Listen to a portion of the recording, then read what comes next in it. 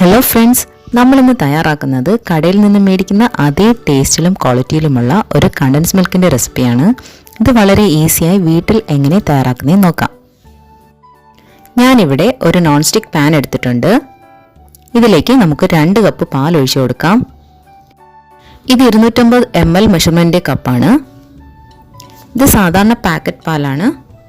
ഈ പാലൊന്ന് ചൂടായി തുടങ്ങുമ്പോൾ നമുക്കിതിലേക്ക് 1 കപ്പ് പഞ്ചസാര ചേർത്ത് കൊടുക്കാം.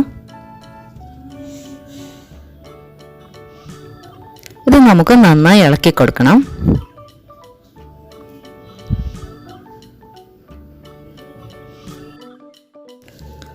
ഈ പാലൊക്കെ നന്നായി കുറുകി ഇത് പകുതി ആകുന്നത് വരെ നമുക്ക് നന്നായി ഇളക്കി കൊടുക്കാം.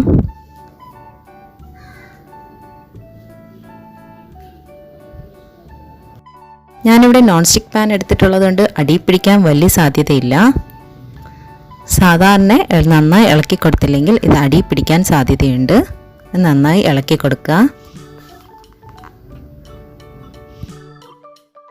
ഞാനിവിടെ ഫ്ലെയിം ലോയിലും ഹൈയിലും വെച്ചാണ് ഇത് ഇളക്കുന്നത്. ഈ ഒരു കൺസിസ്റ്റൻസി ആകുമ്പോൾ നമുക്ക് ഫ്ലെയിം ലോയിലാക്കാം.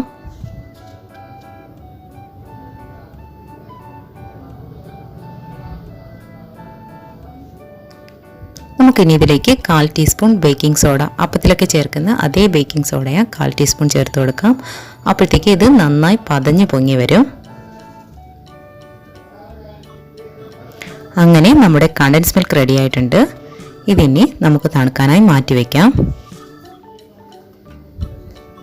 തണുത്തു കഴിഞ്ഞ കണ്ടൻസ് മിൽക്ക് നമുക്കൊരു ഗ്ലാസ്സിലേക്ക് മാറ്റാം. കടയിൽ നിന്നും മേടിക്കുന്നതിലും പകുതി വില ഇതിനകത്തുള്ളൂ. പ്രിസർവേറ്റീവ്സ് ഒന്നും ചേർക്കാത്ത നല്ല ഹോം മെയ്ഡ് കണ്ടൻസ് മിൽക്ക് നമുക്ക് വീട്ടിൽ തന്നെ ഉണ്ടാക്കി ഉപയോഗിക്കാം. അങ്ങനെ നമ്മുടെ കണ്ടൻസ് മിൽക്ക് എല്ലാവർക്കും ഇഷ്ടപ്പെട്ടെന്ന് വിചാരിക്കുന്നു. തീർച്ചയായും എല്ലാവരും ട്രൈ ചെയ്ത് നോക്കണേ. ഇതിനെക്കുറിച്ചുള്ള അഭിപ്രായങ്ങൾ കമൻറ്റ് ബോക്സിലിടുക.